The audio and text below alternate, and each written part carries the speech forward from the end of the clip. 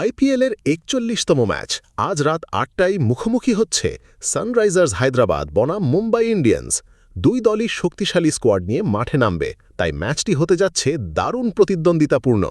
শুরুতেই যদি ব্যাটিংয়ের কথা বলা হয়, সানরাইজার্স হায়দ্রাবাদের ব্যাটিং লাইন আপ আগ্রাসী স্টাইলের জন্য পরিচিত। তারা পাওয়ার প্লেতে দ্রুত রান তুলতে পছন্দ করে এবং শুরুটা ভালো হলে বড় স্কোর গড়ে তুলতে পারে।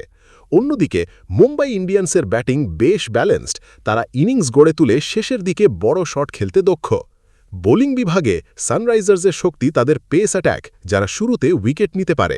পাশাপাশি স্পিনাররাও মাঝের ওভারগুলোতে রান চেপে ধরে ম্যাচে প্রভাব ফেলতে পারে। মুম্বাই ইন্ডিয়ান্সের বোলিং ইউনিট অভিজ্ঞতায় ভরপুর, বিশেষ করে ডেথ ওভারে তারা ম্যাচ ঘুরিয়ে দেওয়ার ক্ষমতা রাখে।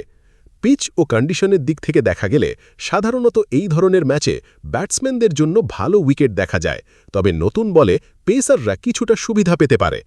টস জেতা দল প্রথমে বোলিং করার সিদ্ধান্ত নিতে পারে, কারণ পরে ব্যাটিং করা তুলনামূলক সহজ হতে পারে। ম্যাচের মূল লড়াই হবে ব্যাটিং বনাম বোলিংয়ের ভারসাম্যের ওপর। যে দল শুরুটা ভালো করবে এবং চাপ ধরে রাখতে পারবে, সেই দলই এগিয়ে থাকবে। ফিল্ডিংও আজকের ম্যাচে বড় ভূমিকা রাখতে পারে। সবকিছু মিলিয়ে এটি একটি হাই ভোল্টেজ ম্যাচ হতে যাচ্ছে, যেখানে শেষ ওভার পর্যন্ত উত্তেজনা থাকতে পারে। দুই দলেরই জয়ের সম্ভাবনা সমান, তবে যারা পরিস্থিতি ভালোভাবে সামলাতে পারবে তারাই ম্যাচ জিতবে।